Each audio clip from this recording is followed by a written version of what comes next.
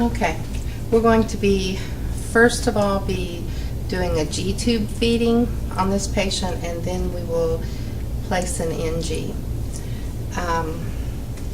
We have always, of course, initially assessed our patient, and we know that our patient has normal bowel sounds. He's not having any nausea, vomiting, anything before we start. We pad the bed. If I said, okay, we're going to give medications, we want each medication in its own separate cup, dissolved adequately, and prepared ahead of time before we start. The first thing that we want to do is check placement, and we can check placement with air. Now granted, first of all, be aware the only way we have to simulate this is we're using a G-tube through a colostomy, but I mean, it's the best simulation we have. So of course your G-tube is going to be up here going into the stomach, and it certainly would not be this low. So when I want to check placement, I am going to open this up, pinching it off so that the patient doesn't get air. And I've already pulled up, let's say 20 milliliters of air, and attach it. Then I'm going to listen just below the end of the xiphoid process, and then a little to the left, so that I'm well over the stomach, and push my air in. I can hear a bubbling sound as the air goes through the liquids in the stomach. I can also draw back to see if I get any gastric secretions. If the patient's getting a continuous feeding, if I get greater than 100, of course I would want to hold my feeding, and certainly not be giving him more. But and that specific number is going to depend upon the physician orders. So right now, if I've checked residual and gotten, say, 50 milliliters max, I'm going to give it back to him and pinch off my tubing, pull this out.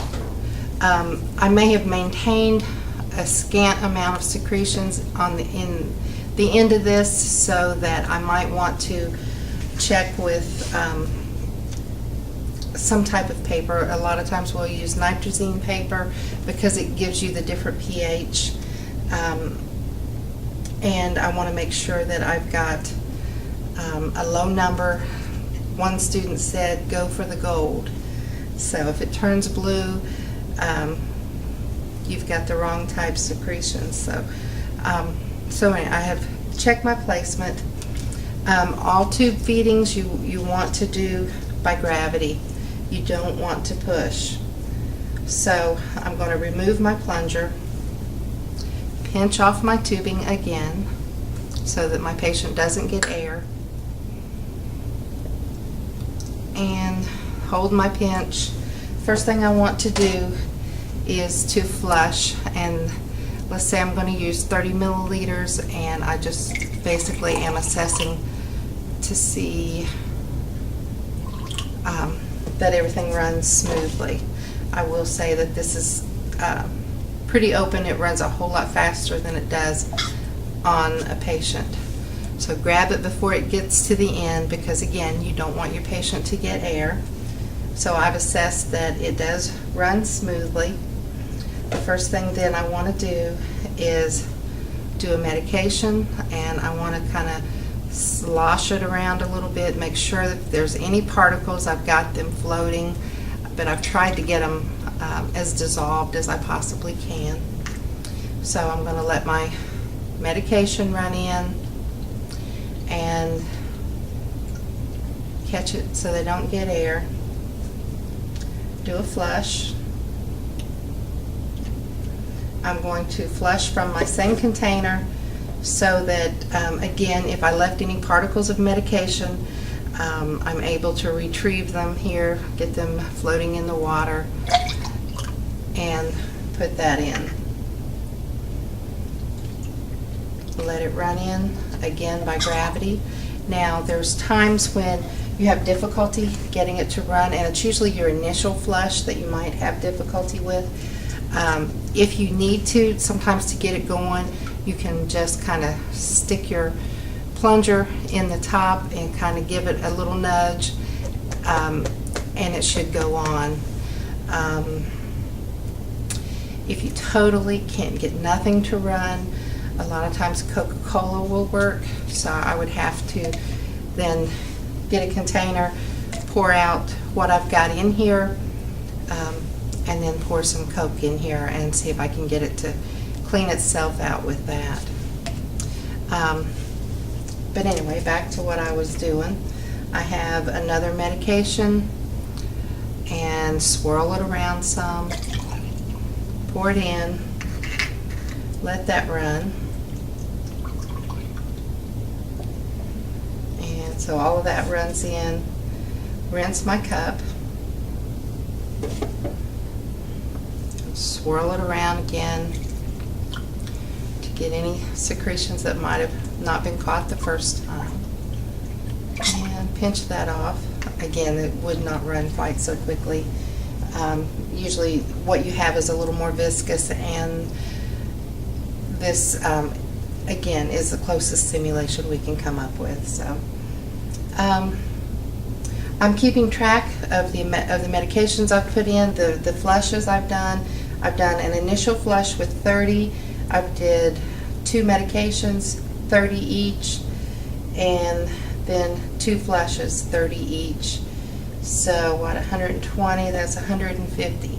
I have to total this up and add that as intake on my patient's eyes and nose. This is something that I do have to keep track of. So let's say I've done 2 medications, 2 flushes. Now I want to do a final flush so that I know that there's nothing in this tubing going to be left. And actually I got more than 30, I got closer to 40 that time. There will be nothing left in this tubing when I finish other than clear water.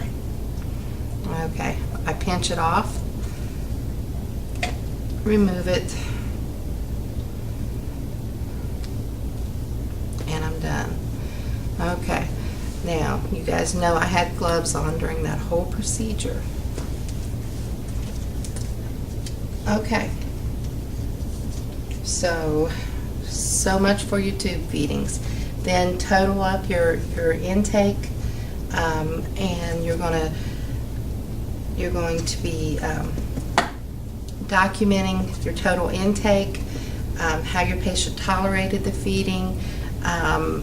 If this is a new GTube, then you're likely going to have a dressing on there. You would document the condition of your dressing,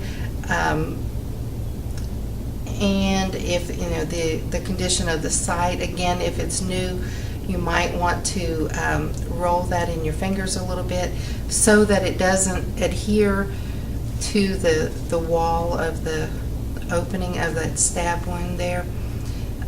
You want to keep it movable. And I think that's about it for right now. All right, as far as positioning for a tube feeding, you don't want your patient to be too high. If the patient was in a high Fowler's position, that would increase the intra-abdominal pressure and would be inappropriate. You would then the patient would more likely have reflux. If you're not pinching and he's sitting upright, let him cough and see what happens. So you have to be cautious here. All right, so we're ready to put down an NG tube. Let me move this out of the way. Notice again, me being left-handed, I wanted to move this so that I can easily handle the G-tube with my right hand and then work with my left hand. So you want to set up your equipment appropriately so that you're comfortable then as you work. this is good.